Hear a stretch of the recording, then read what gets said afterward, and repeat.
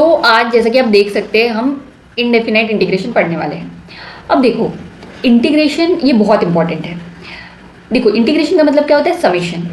अब देखो, इंटीग्रेशन ये इतना इंपॉर्टेंट है। देखो, डेरिवेटिव बहुत इंपॉर्टेंट है। अब आपको डेरिवेटिव आता है तभी आप इंटीग्रेशन कर सकते हो।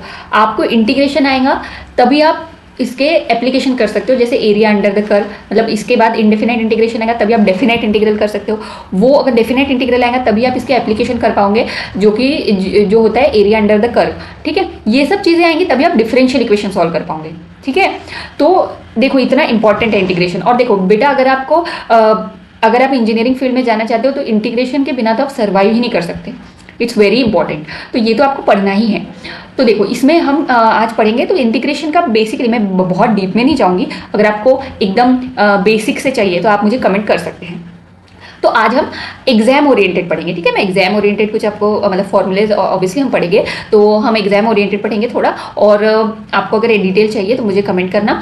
तो आज हम, जैसा कि दिख रहा है आपको, इंटीग्रेशन, इनडेफिनाइट इंटीग्रेशन शुरू कर रहे हैं। तो देखो, इंटीग्रेशन का मतलब क्या होता है? होली मतलब ये समेशन होता है। ठीक है,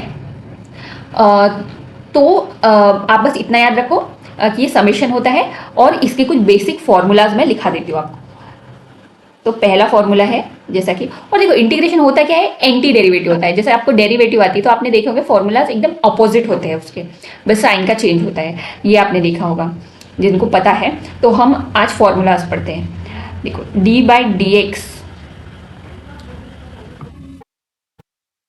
integration of X to the power N D X क्या होगा? X to the power N plus one upon N plus one plus C. ठीक है, ये पहला फॉर्मूला हो गया।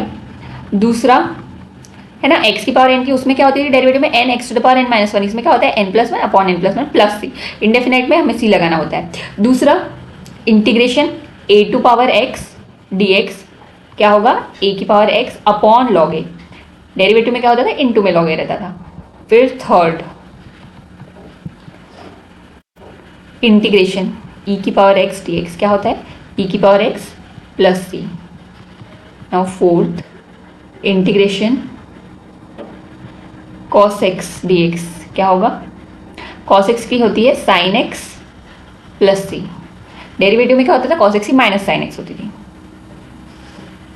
Fifth integration sin x dx, इसकी क्या होगी? Minus cos x plus C. ठीक है, सिक्स्थ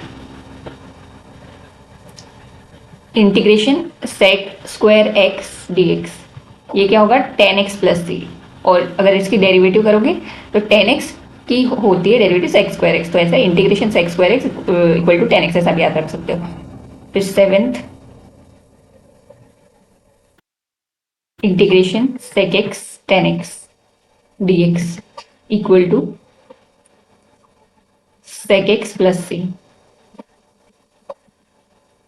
एट इंटीग्रेशन, एट नीचे लिख लेते हैं। देखो,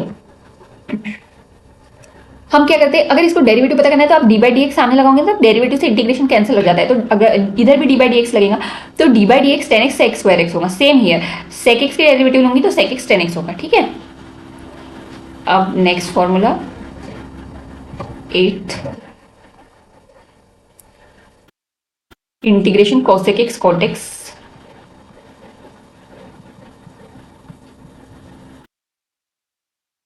इक्वल टू क्या होगा? माइनस कोसेक एक्स प्लस सी।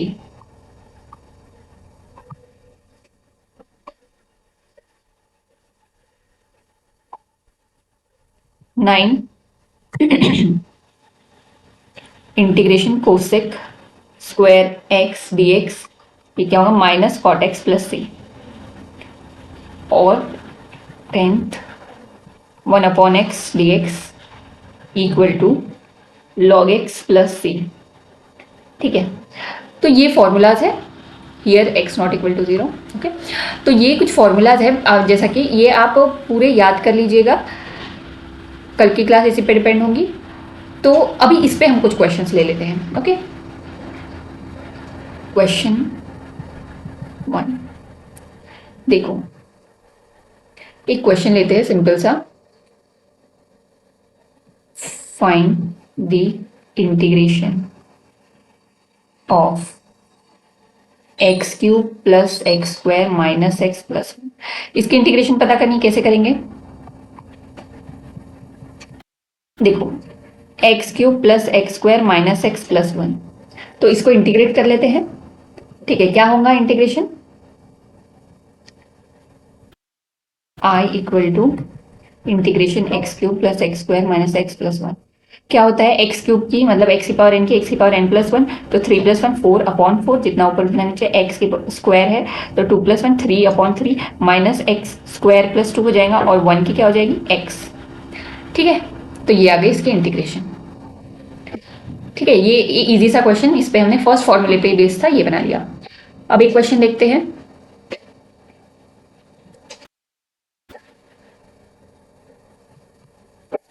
Question 2, integration cos cube X DX पता करनी है, कितनी होगी? देखो इसमें एक फॉर्मूला याद रखना आप, इसको पहले हमें कन्वर्ट करना पड़ेगा, ऐसे नहीं निकलेगा। एक होता है cos 3x equal to 4 cos cube x minus 3 cos x।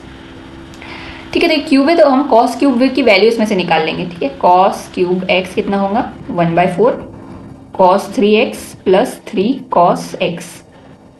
ठीक है, तो ये वाला फॉर्मूला, ये जो फॉर्मूला है आप याद रखोगे, कल तक इसे रिवाइज कर लेना, इसे लर्न कर लेना। ठीक है, तो ये क्या होगा?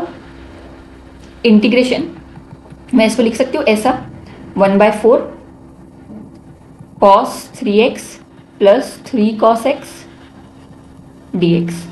ठीक है, अब 1/4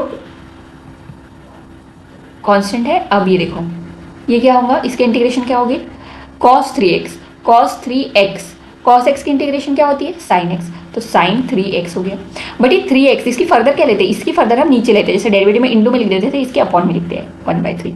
ठीक है, plus 3 cos x, cos x की फिर sin x, तो 3 sin x plus c। Okay, तो ये क्या हो जाएगा? 1/12 sin 3x plus 3/4 sin x plus c। तो ये आ गया आपका इसका इंटीग्रेशन। आई होप ये आपको समझ गए। आप जितने भी फॉर्मूले आज मैंने लिखा है वो सारे अच्छे से लर्न कर लीजिएगा, उस पर हम कल क्वेश्चंस लेंगे, क्योंकि फॉर्मूले पे ही बेस्ड है सब कुछ। तो प्लीज़ अच्छे से फॉर्मूला लर्न करिए, और आई होप आपको आज की क्लास समझ आई। Please like share and subscribe कीजिए। Thank you.